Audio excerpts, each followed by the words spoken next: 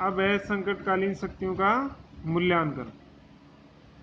भारतीय संविधान की ये संकटकालीन व्यवस्था संविधान निर्माण के समय और उसके बाद कटु आलोचना का विषय रही है। जिस दिन संविधान सभा में ये व्यवस्था स्वीकार हुई, उस दिन हरि विष्णु कामत ने संविधान सभा में कहा था, ये श्रमनाक दिन है, ईश्वर भारतीयों की रक्षा करे। इस संकटकालीन व्यवस्था की प्रमुख रूप से निम्नलिखित आधारों पर आलोचना की जाए। हरि विष्णु कामत ने क्या किया कि ये संकटकालीन व्यवस्था ये श्रमनाक दिन है, ईश्वर भारतीयों की रक्षा करे। राष्ट्रपति अधिनायक बन सकता है, इसकी आलोचना ही करेंगे।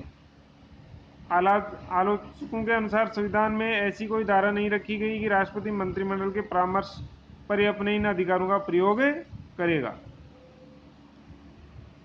आलोचकों के अनुसार संकट की स्थिति का एकमात्र निर्णायक राष्ट्रपति है और राष्ट्रपति के द्वारा संसद से पूछे बिना भी संकटकालीन घोषणा 1 माह के लिए ही लागू की जा सकती है। 1 माह की इस अवधि में वह मंत्रिमंडल को पदच्युत या लोकसभा को भंग कर लगभग 5 या 7 माह तक तो मनमाना शासन कर ही सकता है। महत्वाकांक्षी राष्ट्रपति इस अवधि में अपनी स्थिति सुधारकर अधिनायक बनने का प्रयत्न कर सकता है। संघात्मक रूप का अंत। संविधान द्वारा भारत में एक संघात्मक शासन व्यवस्था की स्थापना की गई है, लेकिन संविधान के संकटकालीन उपबंध संघात्मक शासन व्यवस्था का आधारभूत स्वरूप ही समाप्त कर देते हैं। संवैधानिक तंत्र की विफलता के समय राज्य सरकार लगभग समाप्त ही हो जाती है और युद्धकालीन अथवा वित्तीय संकट में राज्य सरकारों पर केंद्रीय सरकार का नियंत्रण अत्यधिक बढ़ जाता है। परिणामतः राज्य सरकारों का रूप एक ऐसे एजेंडे के समान हो जाता है जिसका कार्य संघीय सरकार के आदेशों का पालन करना हो। राज्यों में विरोधी दलों की सरकारों का दमन संभव है। अनुच्छेद 356 के अंतर्गत राज्यों में संवैधानिक तंत्र की विफलता की स्थिति में संकटकालीन घोषणा की जो व्यवस्था की गई है, उसके संबंध में प्रारंभ से ही वह प्रकट किया गया है कि केंद्र का शासक दल राष्ट्रपति के माध्यम से राज्यों में विरोधी दलों की सरकार का दमन कर सकता है। अब तक इस प्रकार की शक्ति का जिस रूप में प्रयोग किया गया है, उससे भी इस प्रकार के व्यय की पुष्टि होती है। राज्यों की वित्तीय स्वायत्तता समाप्त हो सकती है। संकट काल में केंद्रीय कार्यपालिका और व्यवस्थापिका को जो व्यापक वित्तीय अधिकार प्रदान किए गए, राष्ट्रपति आर्थिक क्षेत्र से राज्य सरकारों को किसी भी प्रकार का आदेश दे सकता है और हृदयनाथ कंजरों के शब्दों में संकट काल के नाम पर राज्यों की वित्तीय स्वायत्तता समाप्त की जा सकती है। मूल अधिकार अर्थहीन हो जाएंगे। संकटकालीन उपबंधों के विरुद्ध सबसे बड़ी आलोचना ये की जाती है कि ये उपबंध संविधान द्वारा प्रदान किए गए मूल अधिकारों को समाप्त कर देंगे।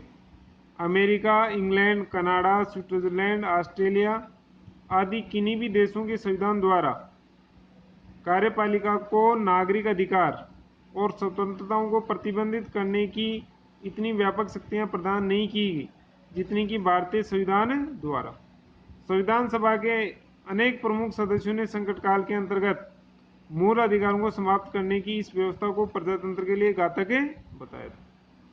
कामत और सिम्मनलाल सक्सेना के द्वारा उसे भारतीय संविधान का एक दब्बा कहा गया। अब संकटकालीन शक्तियों के पक्ष में तर्क। संकटकालीन उपबंध विशेष परिस्थितियों के लिए किए गए हैं। राष्ट्रपति या अन्य कोई पदाधिकारी तानाशाह नहीं बन सकता, जैसा कि टीटी कृष्णाचारी ने कहा है कि अगर कार्यपालिका अपनी संकटकालीन शक्तियों का दुरुपयोग करती है तो संसद उसे सबक दे सकती है, यानी संसद में उसे पास करवाना जरूरी है, अन्यथा वह प्रभाव निष्प्रभावी हो जाएंगे। 44वें संविधान संशोधन द्वारा मूल संविधान की व्यवस्था में जो परिवर्तन किए गए, उनसे राष्ट्रपति, प्रधानमंत्री या मंत्रिपरिषद के तानाशाह बनने की आशंका और भी निराधार हो गई है। संकट काल में नागरिक अधिकारों की अपेक्षा राज्य की सुरक्षा अधिक महत्वपूर्ण है। सशस्त्र विद्रोह या वित्तीय संकट की स्थिति भी डराने वाली हो सकती है। जैसा कि टीटी कृष्णामाचारी ने कहा है कि संविधान के अंतर्गत